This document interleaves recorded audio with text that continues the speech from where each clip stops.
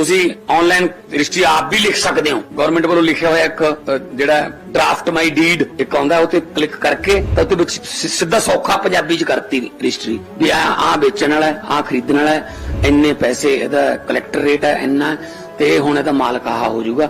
ਤੁਸੀਂ ਆਪ ਸਬਮਿਟ ਕਰ ਦਿਓ ਜਾਂ ਫਿਰ ਸੇਵਾ ਕੇਂਦਰ ਉੱਥੇ ਖੋਲਤੇ ਤੁਸੀਂ ਉੱਥੇ ਕਰਵਾ ਲਓ, ਲਿਖ ਕੇ 1 ਮਿੰਟ ਚ ਆਨਲਾਈਨ ਹੋ ਜਾਊਗਾ। 7 ਦਿਨਾਂ ਦੇ ਵਿੱਚ ਤੁਹਾਨੂੰ कोई इतराज होया तो आ जाऊगा, ना होया तो 7 दिनों तो बाद ये मान्या जाऊगा कि रजिस्ट्री बिल्कुल सही है तो रजिस्ट्री करनी पड़ेगी।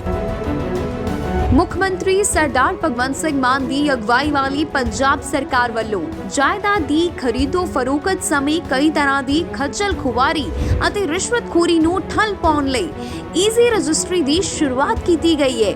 ਇਸ ਦੇ ਨਾਲ ਹੀ ਹੁਣ ਜ਼ਮੀਨ ਦੀ ਰਜਿਸਟਰੀ ਪ੍ਰਕਿਰਿਆ ਤੇਜ਼ ਅਤੇ ਪਾਰਦਰਸ਼ੀ ਹੋ ਗਈ ਹੈ।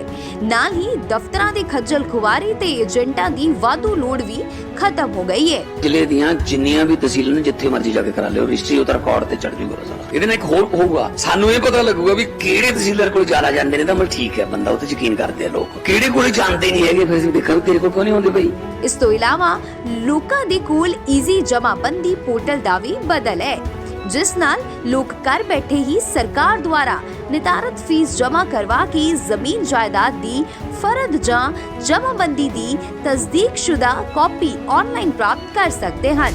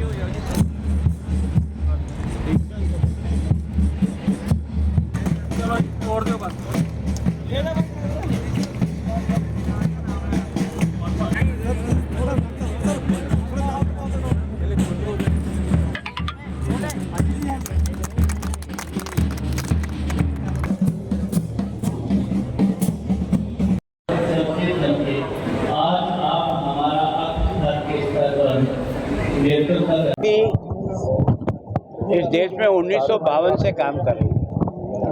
संपूर्ण देश का ऐसा कोई कोना नहीं है जहां विद्या भारती के द्वारा संचालित विद्यालय नहीं है।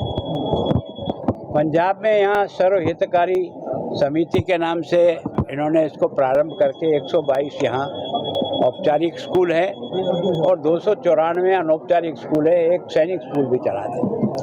मैं सोचता हूँ हमारा संपूर्ण देश में विद्या भारती का जो भी स्ट्रक्चर खड़ा है, जो बिल्डिंग खड़ी है, जो भवन खड़े हैं, वो सब जनता के द्वारा दिए हुए हैं। हमारा उसमें स्वयं का कुछ नहीं है, जनता के सहयोग से ही हम ये सब खड़ा करते हैं और हमारे टीचर्स के परिश्रम से, उनके ज्ञान से और हमारे मिशन से हम व्यक्ति निर्माण का काम करते हैं और इसलिए संस्कार और शिक्षा दोनों को जोड़ करके बच्चे का निर्माण करने का प्रयास करते हैं, जिसके कारण से आज 52 से लेकर अब तक विद्या भारती के द्वारा तैयार किए हुए देश के और विदेश में जितने विद्यार्थी हैं वो हमारी इस मातृ संस्था को नहीं भूलते हैं और योग्य होने के बाद वो भी वहाँ जाने के बाद भी हमको हर प्रकार से मदद करते हैं।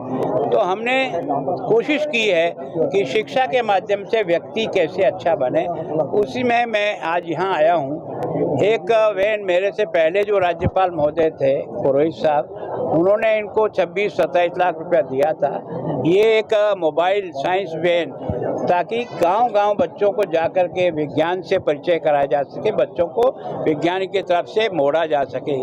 और दूसरा जो शिशु वाटिका है 75 लाख रुपए की बनी है, उसका भी आप लोकार्पण हुआ है, ताकि 2020 की जो हमारी राष्ट्रीय शिक्षा नीति है उसके तहत बच्चों को बहुत प्रारंभ से ही हम अपनी भारतीय संस्कृति और संस्कारों से जोड़ने के प्रयत्न के लिए ये जो साधन हमको मिला है, उससे हम बच्चों का संस्कार बहुत छोटी उम्र से डालने का प्रयत्न करते हैं। फिरोजपुर इलाके में एक बच्चे के स्कूल से हथियार मिला है, जो तस्कर हैं वो लोग बच्चों के स्कूल में जो सामग्री का बना रहे हैं। ये क्या है, देखो हमारा सौभाग्य है कि विद्या भारती के देश में हजारों स्कूल है, लाखों बच्चे हैं, लाखों अध्यापक हैं, लेकिन अब तक 52 से लेकर भी एक भी घटना ऐसे हमारे विद्यालय की नहीं घटी ये जिसके सरकारी स्कूल के वहाँ की बात कर देखो रहा हूँ। सरकारी स्कूल भी इम्प्रूव कर रहे हैं। जैसे मैं चंडीगढ़ में हूँ, जितने भी सरकारी विद्यालय में 90% से अधिक बच्चे आए हैं वो सब सामान्य बच्चे हैं, क्योंकि सरकारी स्कूल में सामान्य बच्चा ही आ पाता है,